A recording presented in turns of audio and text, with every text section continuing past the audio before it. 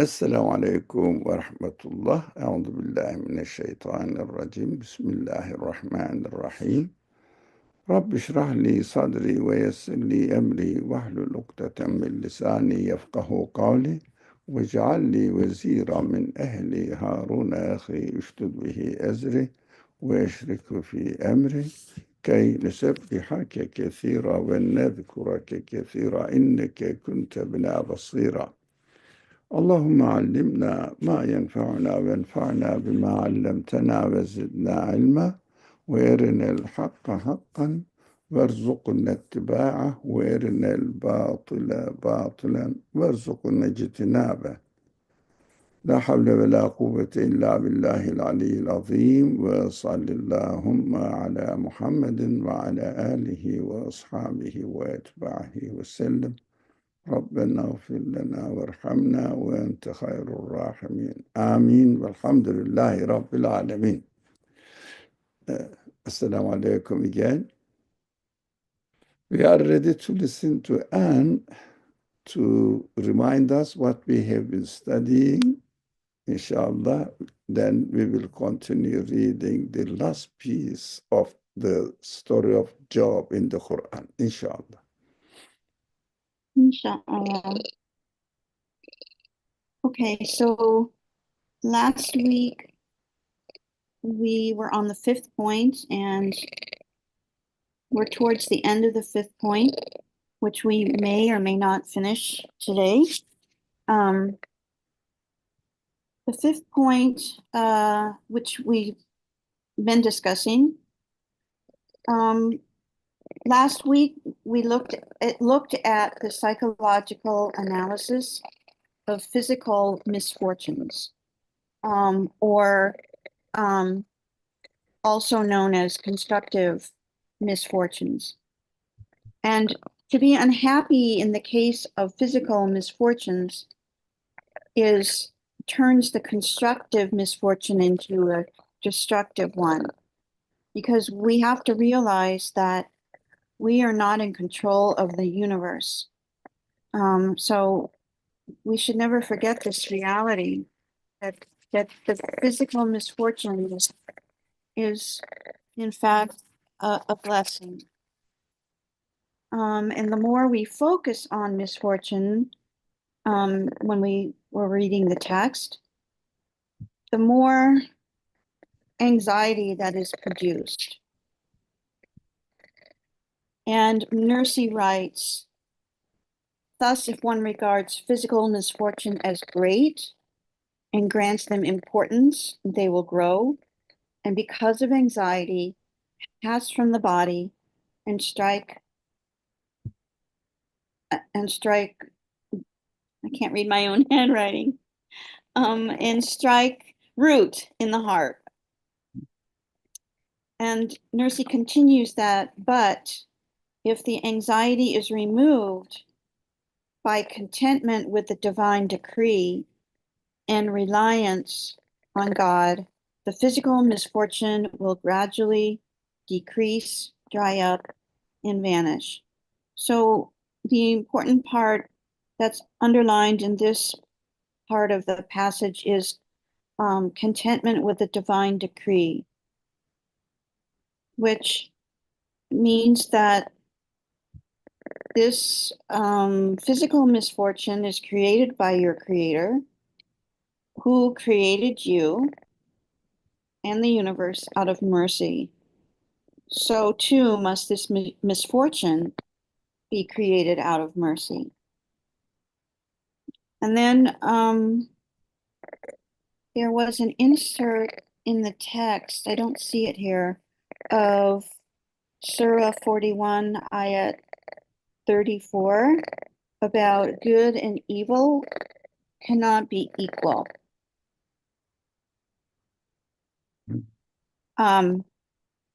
So Sorry, do you see the screen and the... yeah, but not the Surah 41. No, I don't see the screen. No, I see the screen. I don't know. Um, I don't see it. Why do I I don't not? see it. Um, does everyone else see it? Okay. Yep, we do see it. Yeah. But maybe you're looking at a different version, Brother Ollie, because last week you had put up, you had inserted into the text, um, Surah 41, ayat 34. Um, excuse me. Why I don't see it? I don't know. We can stop for a moment while you figure it out. Yeah, it, Sure. this one. I mean, you're looking at your Google Docs. How about now? About now? Do you Well, see it? we see it. The question is whether you see it. All right, all right. No, I understood. No, no. You see, you want to see the.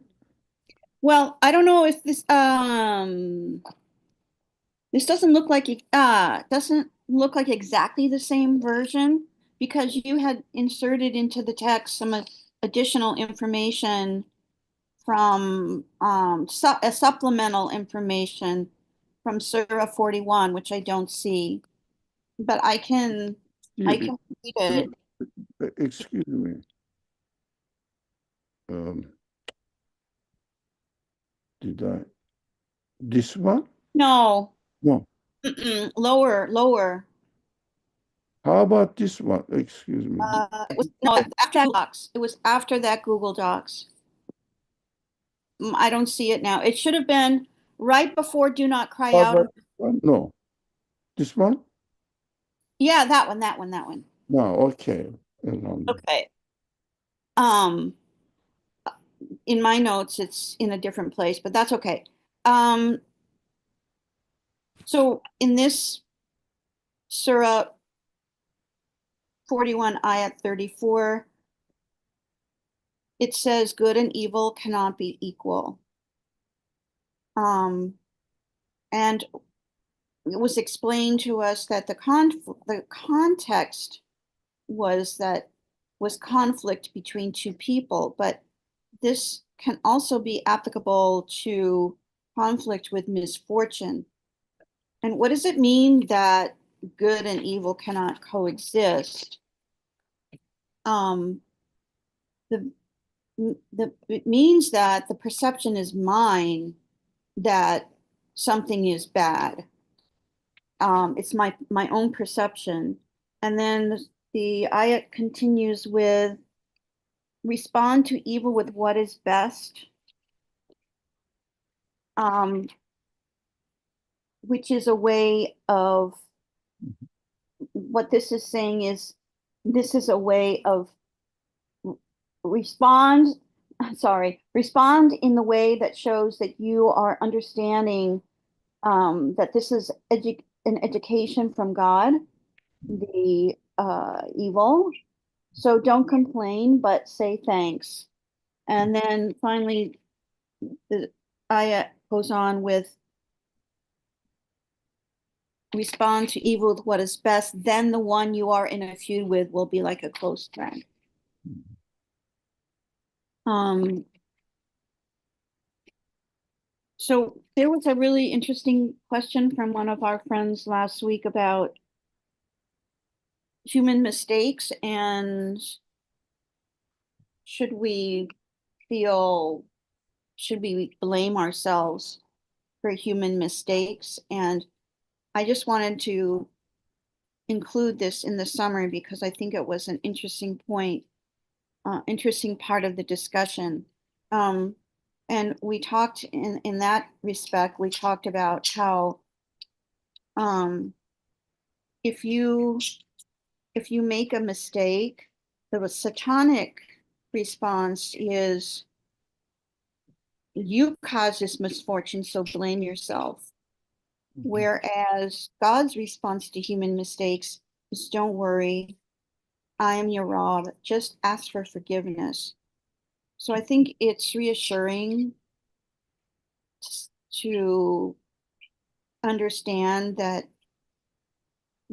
we can be forgiven for our human mistakes and that we shouldn't spend our time, sometimes years of our time, blaming ourselves. Um, And then I think we stopped. I can't remember if yes, I read the passage in italics, and I think we are down to the third matter. Yes. So trust in God is a conclusion, a Yeah. summary of what you have presented Yes, us. trust Thank you in very much. God. And I commented how laugh in misfortune's face, it will laugh too. Yeah. That reminds me of something of a idiom and so to speak in English. Laugh at misfortune and the world laughs with you or something like that, which I Last, never absolutely never ever understood. Um now I understand it better. yeah. In order to be able to do that, we have to trust who is the one who created Yes. uh, something that we call That we don't like. we don't like. Yeah. But if we understand that it is from my creator, I understand and I trust him that he is not going to do something to harm his own creature. And then love in misfortune's face, welcome it. Now, okay, since you are sent by my creator, I love it. So it will love to you. If it will love too, it means he will welcome you as well, and you will be in friendly relationship, as the word says. If you respond to what we have seen, now we are applying this verse to enemy another person. Hi, no, the enemy is what I myself see that this misfortune, that something happened to me, I may regard it as my enemy. No, welcome it. It is not your enemy. You will understand that. It will also become your friend. And your relationship with what you see as misfortune becomes a friendly relationship. So rather than causing this disturbance, it will just help me to benefit from its existence. Now, inshallah, we will uh, see even more when we read the third method. If no one else wants to share their comment, we can continue reading the third method. Okay. Okay. Bismillah. Third matter. Each age has particular characteristics. In this age of neglect, misfortune has changed its form. In certain ages and for certain persons, misfortune is not in reality misfortune, but rather a divine favor. Since I consider those afflicted with illness in the present age to be fortunate, on condition that their illness does not affect their religion, it does not occur to me to oppose illness and misfortune, nor to take pity on the afflicted. Whenever I encounter some afflicted youth, I find that he is more concerned with his religious duties and their hereafter than are his peers. From this, I deduce that illness does not constitute a misfortune for such people, but rather a bounty from God. It is true that illness causes him distress in his brief, transient, and worldly life, but it is beneficial for his eternal life. It is to be regarded as a kind of worship. If he were healthy, he would be unable. Can you scroll down a little? He would be, if he were healthy, he would be unable to maintain the state he enjoyed.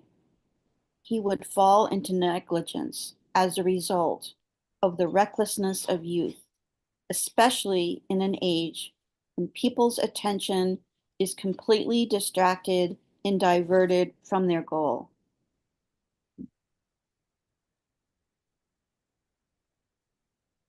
I have a question about the very first sentence, which is each age has, not the first sentence, sorry, the second sentence. In this age of neglect, misfortune has changed its form. What does he mean? What does Nursey mean by this age of neglect?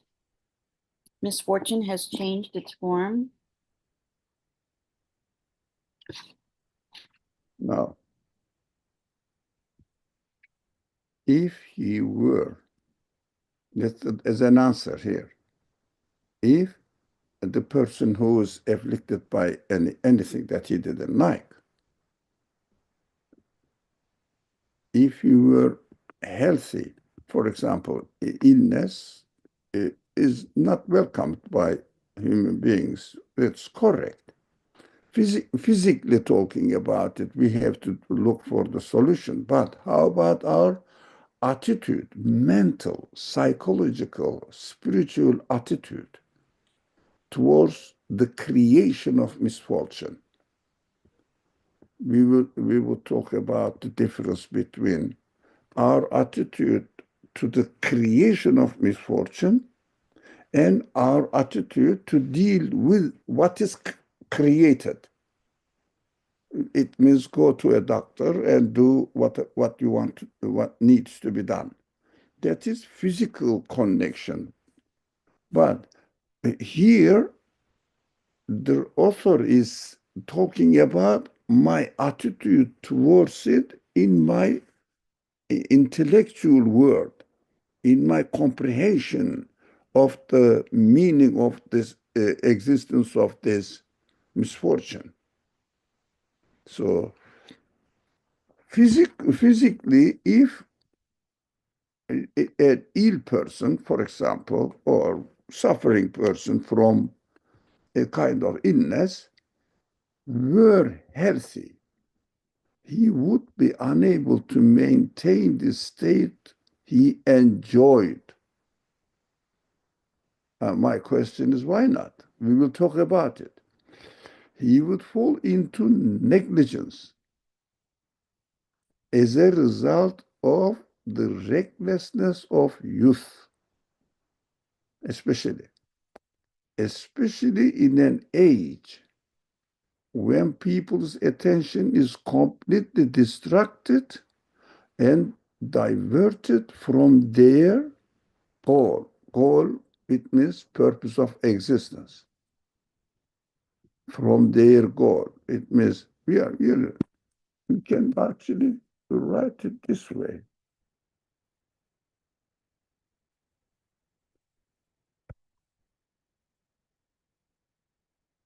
Existence. Yeah. Our goal is to fulfill the purpose of my existence. Now, because of the illness, we feel our weakness, neediness, helplessness. I cannot really uh, deal with my body. I cannot do anything with my body. Although I claim that this is my body, but if something is created uh, afflicting the body a kind of pain, different kinds of pains, of course, that we don't like, I cannot stop it. I understand that I'm needy. So what I have to do now, in this position, I start questioning my reality. Who am I? Who am I? I cannot control my body. How can I claim that I am self-sufficient? So especially in this age, now, again, I am very sensitive about this point. It doesn't mean that I shouldn't look for cure, but The existence of misfortune is analyzed here. The existence of misfortune is not a bad creation. Definitely is a good creation. It helps us realize that we are needy people. We cannot proclaim our independent existence. We cannot. That is a help for me to understand who I am in this world and what am I expected to do in this world. Whereas, if the healthy situation continues without any interruption because of negligence, not paying attention and thinking about the value of what we have been given, what we say, I am healthy and be proud of myself, especially during the age of youth, especially. So intellectually, our analysis of the creation of misfortune should be friendly with me.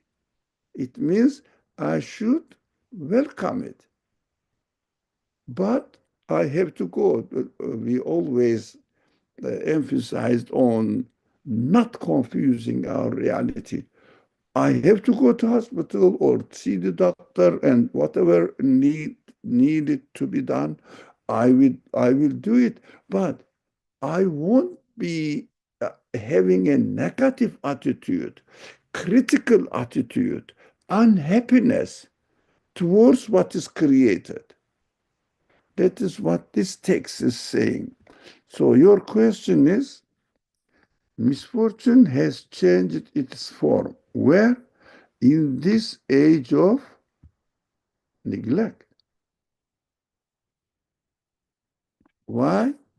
Here it is. In an age when people's attention is completely distracted and diverted from the purpose of our existence, all the means, advertisements, and the way the civilization presents to us fashion and the way the society runs for, just to satisfy their worldly life and try to be self-sufficient, claim their independent existence, not to feel needy at all. Well, we are not saying that we should be always needy. No. When we don't realize that we are needy creatures, we forget about our creator and purpose of our existence and never question my reality.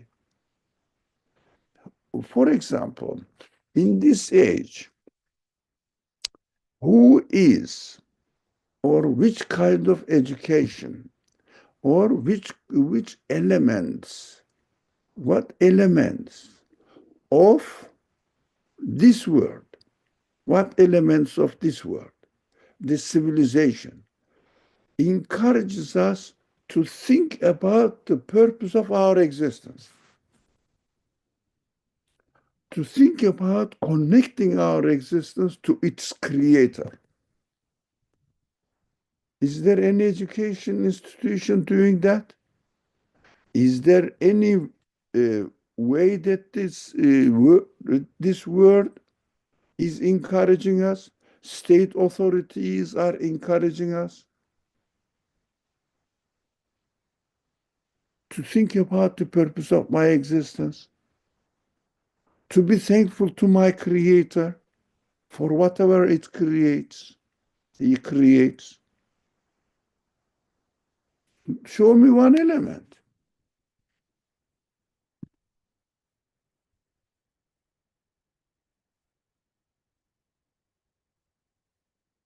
Is there?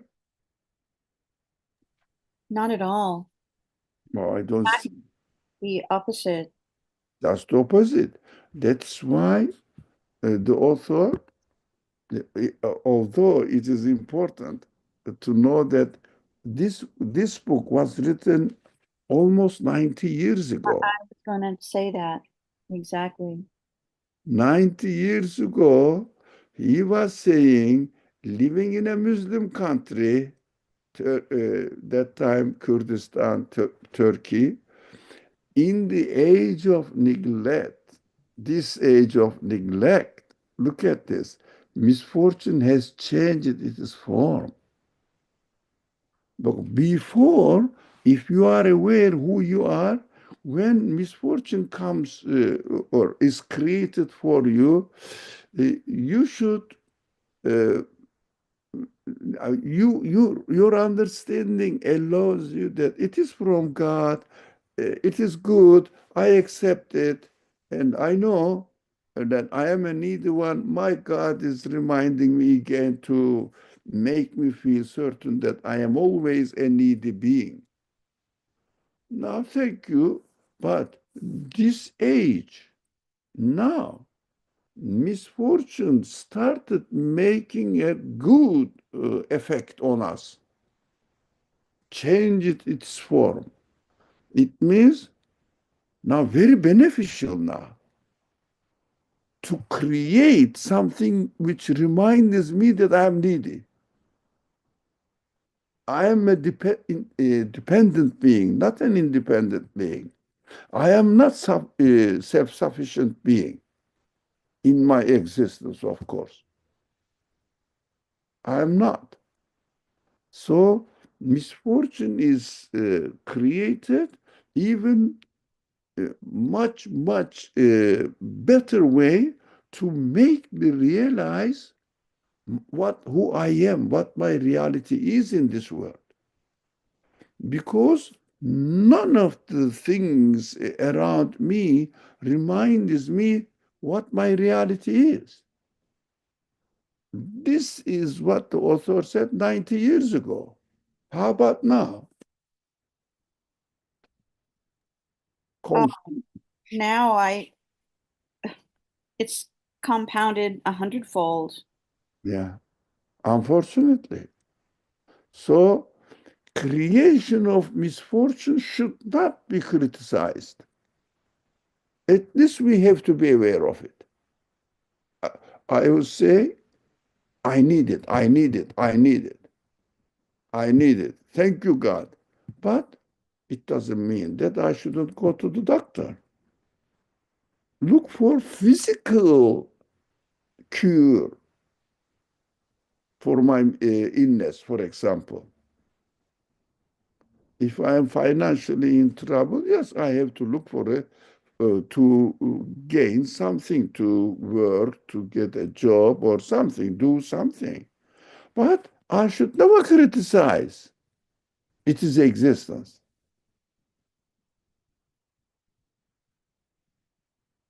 That is something difficult to understand, but okay, this one, as long as this illness or misfortune doesn't affect their religion, it means doesn't affect their relationship with God, the creator. As long as doesn't affect my relationship with God, who is the creator of this misfortune, I should never ever criticize its existence.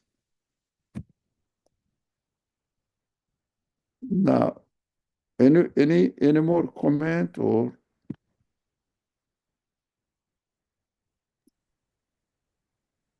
This is a completely um, opposite approach to how most people approach illness. hmm, I'm just thinking of someone who is in the hospital and the typical acceptable response would be to bring in flowers and get well cards and oh, I'm so sorry. Oh, this is such a terrible thing. Um, this is a this is 180 degrees opposite. It's um it's how can I say this? Um, to articulate this to someone who's ill who doesn't understand nursing would probably come across as being callous, if you understand what I mean. Because you're supposed to show sympathy. You Mm. don't want to say, this is a good thing. I'm happy for you. But that's exactly what Nursey is saying. It's just extremely, it's just turning illness up on its head. I find it so interesting. I never ever thought about illness like this before. People are not trained, educated to think of the cause of existence, reason of existence of misfortunes. They just look at the misfortunes negative or unwelcomed aspect of it. It is hurting me. I don't want it. But they don't really think, why is it created? Who created it? Unfortunately, this is the age of neglect. There's a very interesting comment in the chat box Mm. Yeah. from our You- friend. Can you read it out? Yes. Um, is this why the Qudsi hadith of Allah being with the sick? Mhm. And the second comment is visiting the sick is visiting God. Mhm. Because the person who is sick understands that I am needy, I am helpless, I cannot really claim the ownership over my body. So the person is with God now, connecting with God. When you visit him, you will see his weakness and make an empathy, say that, ah, yeah, we human beings are weak. We human beings cannot own our body. So it will affect positive effect on your understanding of your own reality. That is how when we visit the sick, we find God in us, in our mind, in our perception of my reality. That's an excellent hadith, excellent deep hadith. Nadia, yeah, thank you, Nadia.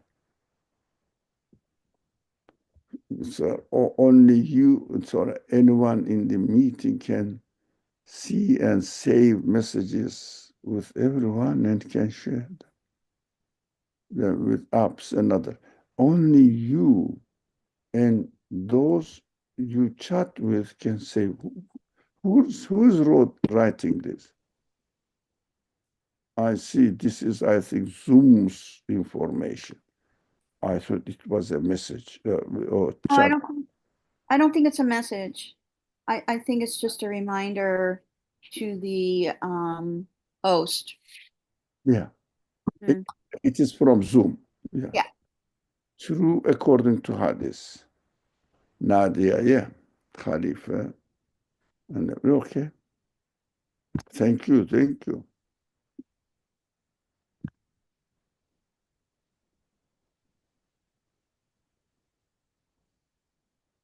Ah, so have we solved this very weird understanding according to the our age, understanding of our age?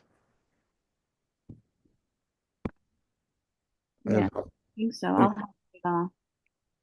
thank you. So, what will be an easy way to convey this information to someone that you're visiting? Like, what would be the easiest words to use to convey this information?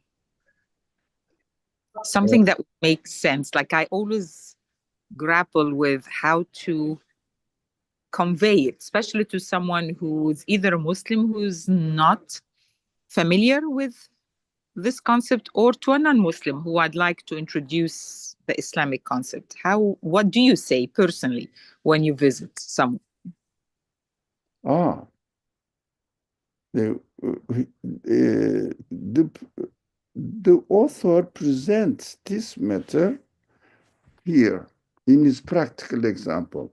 Whenever I encounter some afflicted youth, I found that he is more concerned with his religious duties. What I understand that religious duty is really praying to God, remembering God by remembering his own weakness, and the hereafter it means, this world is transient.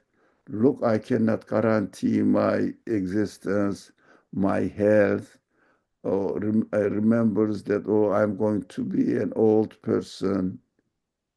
Then are his peers. Now, I think Khidr, our friend Khidr reminded us, how can I explain this? Depends. First of all, I have to digest it and be convinced about it. If I myself is not convinced about it, no help. But if I am convinced about this reality, then when I visit the people, I cannot say directly to them, oh, what a lucky person you are. I think they will be very disappointed. Uh, but at the same time, I'm very happy to see that you are trying to cure it. That is just physical side must be appreciated. Maybe if the person needs for cure, we have to help him or her. We have to help. We have to help. But at the same time, say that slowly, slowly. I experienced once upon a time, maybe I don't know, 20 years ago, for a short period of experience. It was a good experience. I was a chaplain in a hospital in Philadelphia. So when I visited people, of course, we were advised not to expose our religious background as a chaplain. So Muslim, Christian, Jew, we were advised not to, because it may cause some sort of preconceived welcoming. This is Muslim, this is Jew, this is Christian, whatever. May not like it by the patients. So I was visiting them. I realized exactly what the author is saying here. They were more realistic than the people in the street. Yeah, what shall we do? We have to try. Some of them became more and more religious in their remembering God. So no one, I don't remember if there was anyone who is really rebelling against the creation of this illness. They understood their reality. They humbled down. I was also feeling the same thing. Oh, this creation is is a very wise creation. People are so humble now in hospital when they are hospitalized. But in the street, different. it means there is a definitely, I realize there that there is a wisdom in its creation.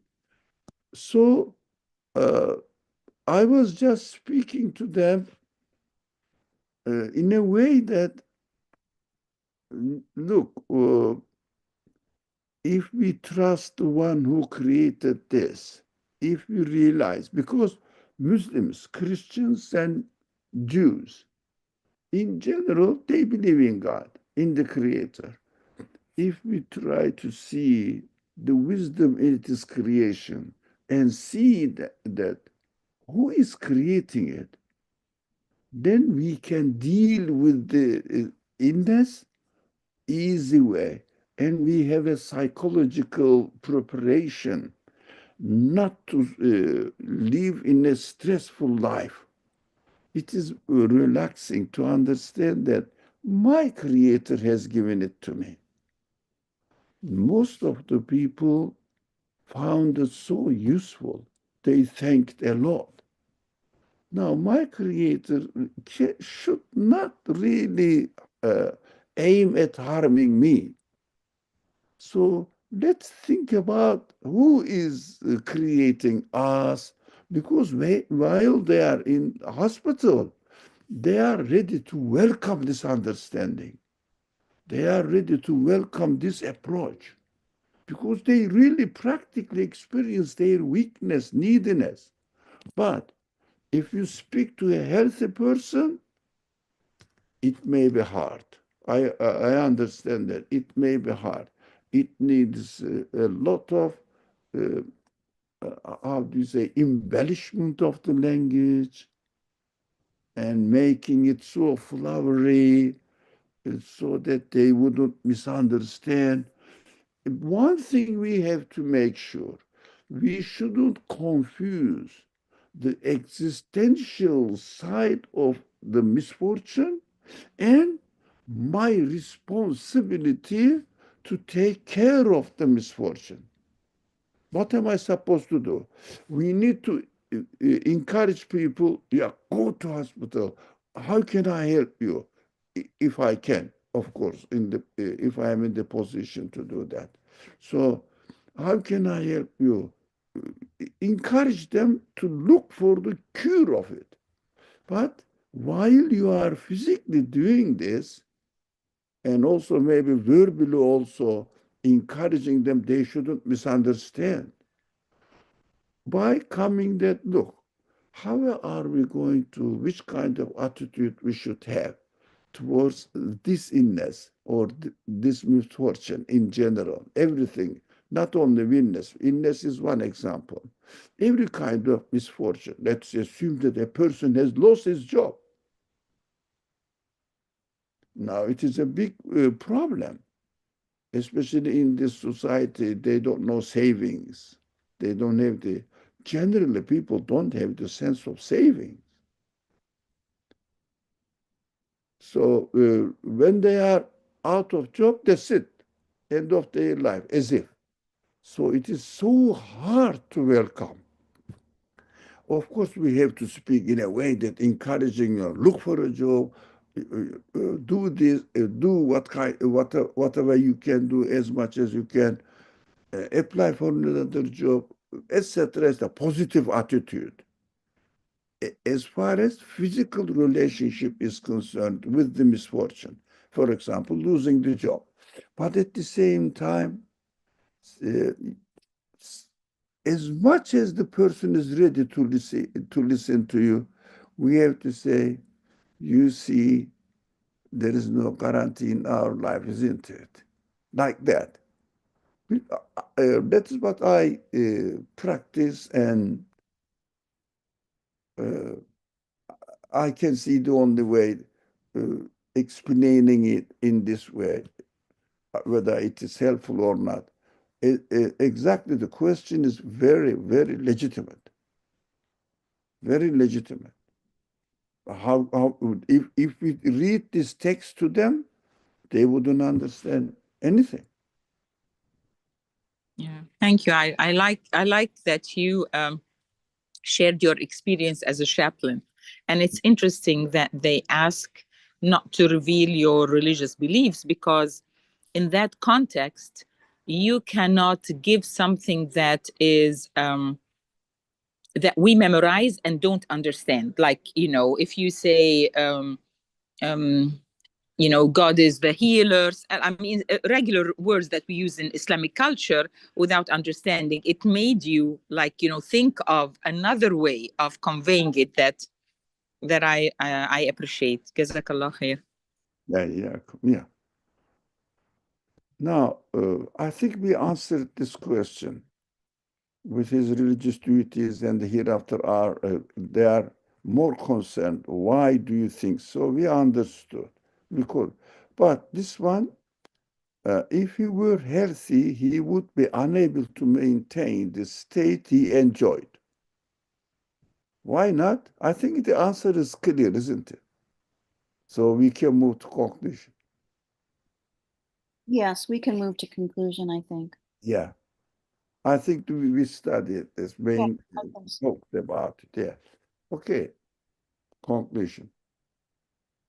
God Almighty, in order to display his infinite power and unlimited mercy, has made inherent in man infinite impotence and unlimited want. Further, in order to display the endless embroideries of his names, he has created man like a machine, capable of receiving unlimited varieties of pain, as well as infinite varieties of pleasure. Within that human machine are hundreds of instruments, each of which has different pains and pleasures, different duties and rewards. Simply, all of the divine names manifested in the macro anthropos. Yeah. Okay. All of the divine names manifested in the macro anthropos, that is the world. Also, Excuse me. Excuse me. I'm sorry. Yeah, that's the word. Yeah. okay, he clarifies by saying that is the world, also have manifestations in the microcosm, that is man. Let me read that one again. Simply, all of the divine names manifested in the macro anthropos, that is the world, also have manifestations in the microcosm, that is man. Beneficial matters like good health, well-being, and pleasures cause man to offer thanks and prompt the human machine to perform its functions in many respects, and thus man becomes like a factory producing thanks. Okay, I'll continue reading. Yeah.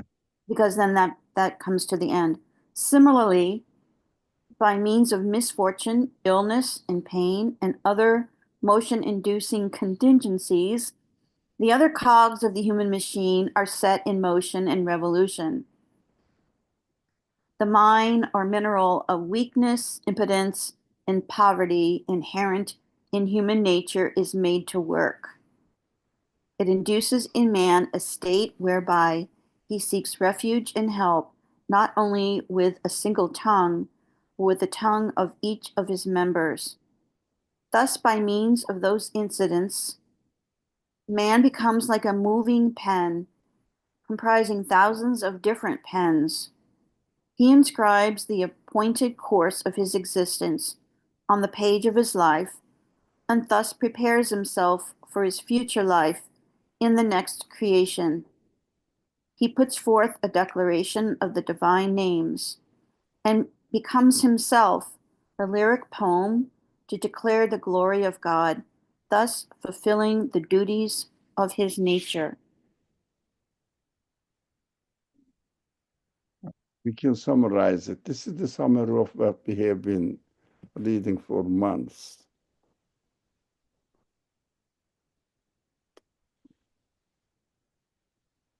Through the needs, I think what is the most important, we can understand the reality and communicate with our Creator only acknowledging our neediness.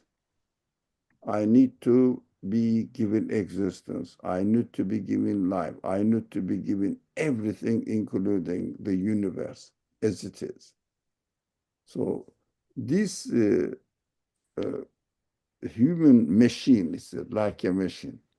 Now, through pain, as well as here, varieties of pain, and as well as infinite varieties of pleasure, we are working now, communicating with the universe.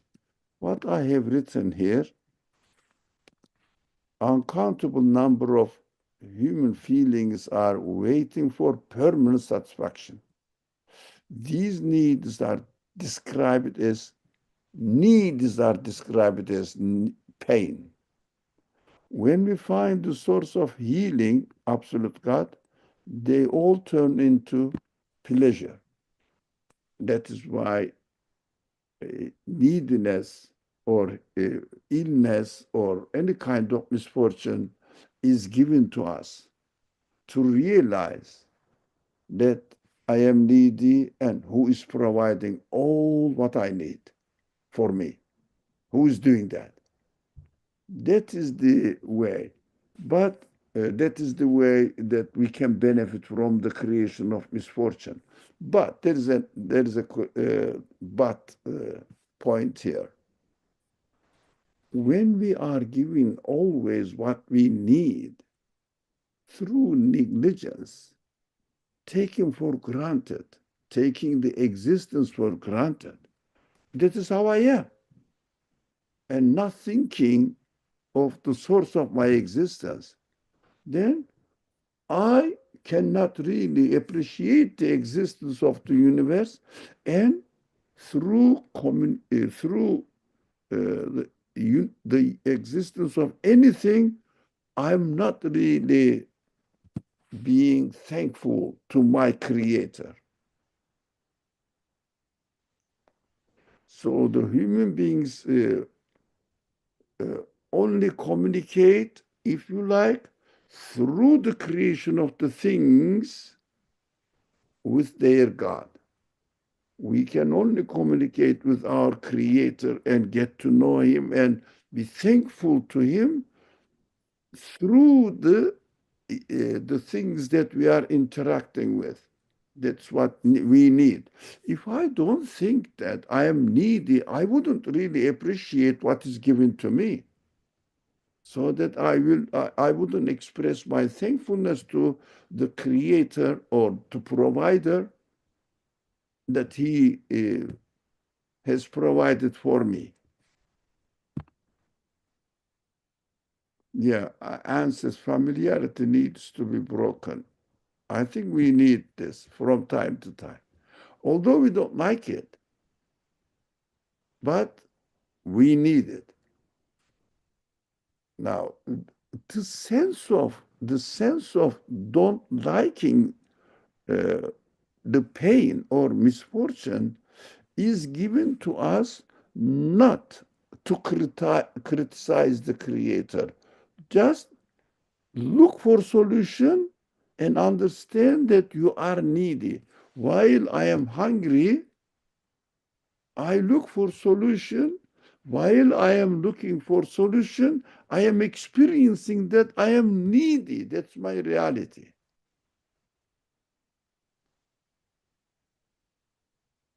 Yeah. Thank you. Anyone else? I spoke a lot. Anyone else? We had a resident in the program who like was a senior resident, and he was very well educated and very resourceful, but he would never, even if he sees anyone doing a mistake, he would never volunteer an answer. He would never tell someone, you are doing this wrong, you need to do this right. His philosophy is, when you realize you have a need to know and you come and ask me, I will give you the answer, because otherwise I'm wasting my breath on you. Meaning that when you are in a problem and you realize the problem, you are attentive to how it will be solved. But other than that, like when we are not hungry, we don't realize like the food is a ni'mah. when we are, so it's the same. I think this is the same explanation, that like all of these challenges are to make us pay attention. Like we are now going to pay attention. Everything is created to attract our attention, actually, whether we like it or we dislike it. So that, communicating with the Creator through what He has created is very important. So this sentence I wrote in bold. All of the divine names manifested in the, let's say, in the world, in the universe, also have manifested in man. So we are communicating through the universe with our Creator. That is why if we don't feel the need for the sun, for example, for atmosphere, for example, we wouldn't appreciate it. But because of the familiarity, as you said, because of the familiarity, negligence, not paying necessary attention to its existence, because of this familiarity, we don't realize that I need the sun. Familiarity. But when something happens that I need the sun, then I cannot bring the sun. I cannot create air. So I realize that when I am not able to breathe, suffocated, I realize that I'm very much in need of air. So who is providing it? So putting me in connection with the Creator through the creation of air. That's what we have to use our human capacity, human potentials. Now, this one is also, if we really realize that everything is provided what we need, then human beings becomes like a factory producing things. It means, oh, I am very happy that this is created, endless things that I am in need of it. Now, so human beings are likened to a mine, a mineral of weakness, impotence, poverty inherent in human nature is made to work. So we need any means of creation to realize that we are weak, we are impotent, we are poor, and it is inherent in my nature. So only through this kind of misfortune, illness, pain, other factors, as the text says, this mechanism starts working. I am weak. This is very important for all of us, actually. Now, this brings us to the end of this section that we have been studying for months. And then Anne and I agreed to study on this section, the 30th flash. The name of this 30th flash is Most Essential Names of God. So we will study this El Quddus, starting from El Quddus. It means the divine name of most holy. And then, inshallah, Allah gives us the opportunity to study again the name El Adil. How are we going to understand that our God is the just God and Quddus, the most holy? how can we understand he is most holy? And of course, it is the principle of the author to study these kind of subjects only through the witnessing of the creation. So how we see the manifestation of the name most holy, for example, and be sure that the creator of this universe and therefore our creator is the one of his essential qualities are names of God is Quddus, High, and then we will say, then we will go on studying El Hakem, the sapient. Are you happy with this translation, sapient? Do you understand? Native speaker? I'm not happy with it. Sapient. I had to look it up. So, Believe it or not, I had to look it up. so can you Well, give give anyone or alternative? what about, Just I mean, wondering, Hakam comes from hikmah, like the wise, but it is Hakam is more than the wise, like the judge. As well. Yeah, Wise and as well, a wise judge. yeah, and the judge. Yeah, Hakam, like the Hakam, Hukm, the judge. yeah. But we No, need to look into it because this is a serious matter. It's not just a word. the original of the meaning of sapient, I looked it up and knowledgeable. Yeah. wise.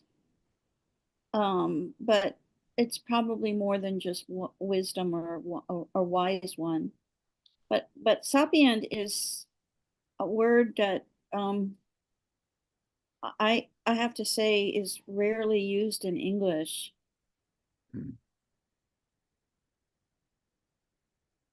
Yeah, but we have to replace it. Uh, Wise is not enough, it's not wise judge. but wise, knowledgeable. What about judge? Wise judge. Uh, the judge is adil, Yeah, exactly. is justice. So wise, knowledgeable, maybe. I mean, we could keep it. Um, Sapient, we can keep it. and think about it. Okay. This, yeah, and the synonyms that they have here are like the wise, the discerning, Yeah. the perceptive, the insightful, the prudent, Lots of. yeah, judicious, wise, sage, sapient, judicious, prudent, sensible, sane. Bring all the words from the dictionary. I'm looking it up as well. Now, inshallah, next week we will start from Al-Quddus, the holy, most holy. So, and the discussion will start at 11, clockwise 11. We are not changing the time. Follow the clock. Understood, agreed. Most of the people at the beginning I asked them, they said 11 is better. Yeah, it works well for me here as well. Alhamdulillah. Yeah, 11 works for you as well? Alhamdulillah, yes, it does. No, alhamdulillah. Anyone who opposes?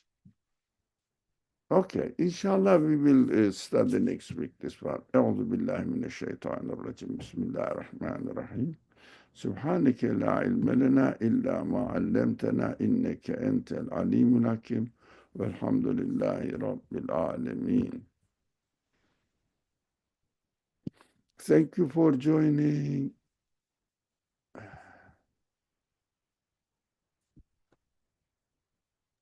Thank you all. Assalamu alaikum. Walaikum salam.